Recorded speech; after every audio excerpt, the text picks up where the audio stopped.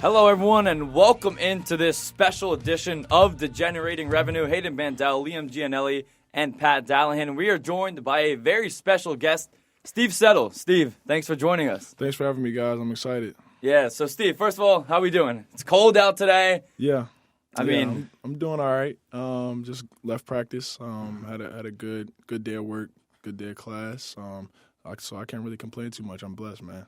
What did you guys do in practice today? What was the key thing that you guys focused on? Just kind of turning the page a little bit. We had a tough loss down at Tulane. Overtime loss is always, difficult. But we're trying to stay positive through this rough patch we're going through, and we have a big game on Thursday, a very winnable game as well. So we're looking to get that one. Yeah, and obviously talking about that Memphis game, what have you guys kind of seen from the scout from them when you watched that squad? A very good team. Obviously, they've been, ranked for majority of the year. But it's conference play. We feel like, we're kind of looking to get over that hump. We've been right there for, it seems like, a month now. So they're a good team coming in, but I feel like we're also a good team, and we also have that mindset, and we've been doing the things that we need to do. And sooner or later, it's gonna show. So, looking forward to the game on Thursday. Yeah, it feels like you guys are almost in every game. I mean, you talked about overtime losses. You had back-to-back overtime losses to them in South Florida. Like, what do you think is going behind the scenes, like, in terms of you guys kind of choking leads at the end of games?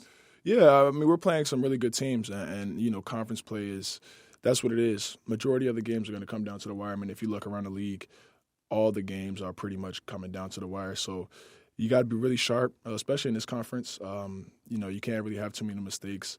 So I feel like, we're doing all the right things. A couple possessions, here and there that go our way.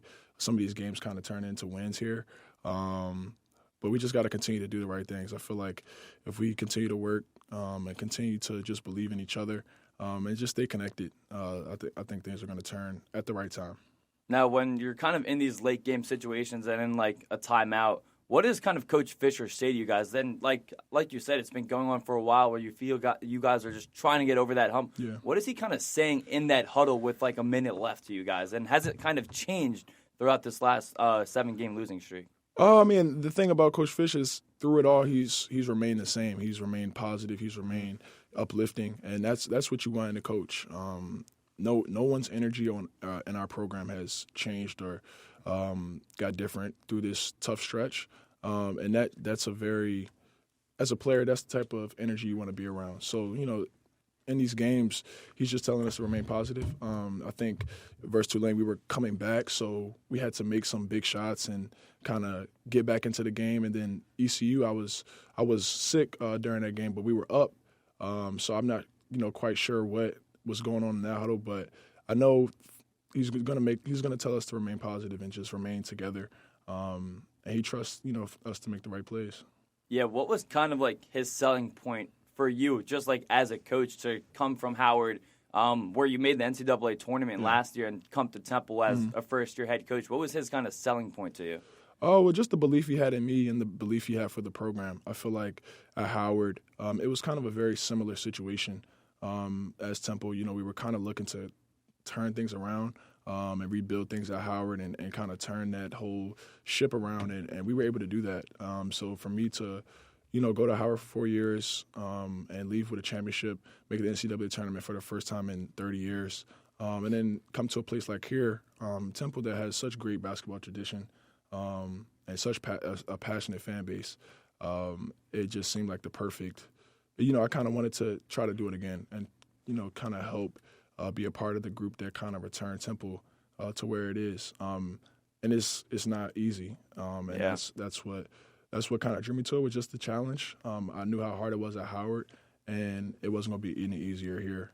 So just that challenge and, his confidence in wanting to do it, and I wanted to be a part of that journey. Yeah, let's hope that fan base can get some NIL money coming through, too. Hope so. What was I going to say? Yeah, you kind of answered my question. I was going to say how the transition from Washington, D.C. to Philadelphia played a role. Is that something you want to come to a big city once again, with the bright lights on you guys, especially on Thursday night? Yeah. I mean, it's always fun to play in a big city. I think D.C., we kind of saw the community rally around us. I think when we started off, my first couple of years there, was very slow. Games were very empty.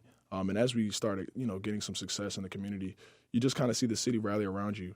And I think that's the same thing with Philly. I think I knew that, especially DC's not too far from here, so you hear things about Philly and how passionate the fans are here. And if you get it right, they'll support you. And I think, Philly is the perfect area. Is somewhere where I wanted to be. And I was just looking forward to that challenge and everything that comes with it. Yeah, and going back to Thursday's game, the whiteout game on ESPN too, national television. Memphis, when I watch, I see them lack on defense and such. And Adam Fisher preached in his press conference that you guys want to shoot the 3 ball. I feel like this is a team that is kind of a team you get right on beyond the arc. Is that a big game? Something you're going in with the game plan on? Yeah.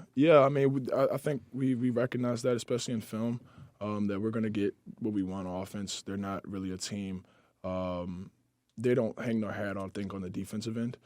They have some really talented offensive players, but we recognize we're going to be able to get the looks that we want. So we're going to have to take those shots with confidence and knock them down. I mean, yeah, you talked about playing with confidence, and in losing streaks like this, you guys have been dropping close games. It feels like you've been in them, but how do you keep that confidence up when things aren't necessarily going your way? Yeah, it's tough. We're all human at the end of the day, so. You go through, these rough patches and you kind of think what you've been doing isn't working. But, for me, the biggest thing is just kind of trusting the work. I think, you show up every day, you do the right things, you put in your extra work, and it can't rain forever. That's the way I kind of look at it. And sooner or later, it's going to turn for us. And it's not like, these games we're losing by 20, we're losing by 25. Like, these are close games. Right. So we're just looking to keep getting better each day. And, all this is cool. Regular season is cool. We're going to leave it out there every time on the floor. But if we can just hit our stride going into that tournament, I wouldn't want to see us in the first couple rounds, honestly. Yeah, and you were talking about earlier how Coach Fisher, instills confidence in you guys, and that he's like, this tournament's thrown around a lot, but he's like a player's coach. Yeah. And he obviously took that tack the other day.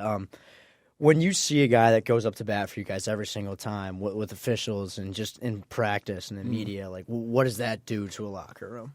Well, it just rallies the guys together. And I feel like when you have a coach like that, you have a team that'll do anything for the coach as well. When you know that you have a head coach that is going to go to bat for you, going to run through a wall for you, you want to do the same thing for him.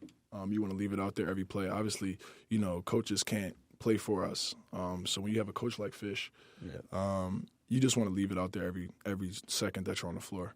And I've been blessed to play for some pretty good coaches, and Fish is well on his way to being a good coach. Like, this is his first year, and it's hard for me to think that it's his first year. You know what I'm saying? Like, my coach at Howard, his first year kind of was a little bit worse than this, but in terms of just record-wise, and we played a lot of good teams that first year. So I've seen it before, and